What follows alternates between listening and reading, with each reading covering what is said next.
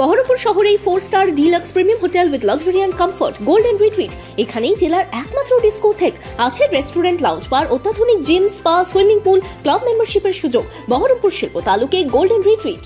নবগ্রামের আইরা এলাকায় জাতীয় সড়কে দুর্ঘটনায় প্রাণ গেল মালদার যুবকের। জানা গিয়েছে, শনিবার রাতে একটি 4 চাকা গাড়ি মালদা থেকে বহরমপুরের দিকে আসছিল। পথে আইরা এলাকায় নিয়ন্ত্রণ হারিয়ে ডিভাইডারে ধাক্কা মেরে উল্টে যায়। এতেই ঘটনাস্থলেই মৃত্যু হয় সুব্রত দাসের। আহত অবস্থায় 4 জনকে মুর্শিদাবাদ মেডিকেল কলেজ হাসপাতালে আনা হলে একজন কলকাতায় রেফার করা হলে মৃত্যু হয় তারও। মৃত সুব্রত দাস মালদার বৈষ্ণবনগরের বাসিন্দা। এর একটা ফ্যামিলিগত কাজ বা কোথাও যাচ্ছিল ঘুরতে, সেই জন্য রাত 12টা নাগাদ বেরিয়েছিল 16 মাইল থানা থেকে। মাঝপথে আইরা নবগ্রাম থানার অন্তর্গত আইরার জায়গাতে কোনো একটা বড় গাড়ির চাপে ডিভাইডারে উঠে যায় ছোট গাড়ি 4 চাকাটি এবং পাল্টি খায়, 3 পাল্টি খায়। তার ফলে 3 জন উইন্ডেড হয়েছে খুব, আর একজন শঙ্কাজনক ছিল। একজন স্পট ডেথ, বহরমপুর মেডিকেল কলেজে আননোন হিসাবে ভর্তি হয়েছিল। মর্গে আজকে পোস্টমর্টম হচ্ছে।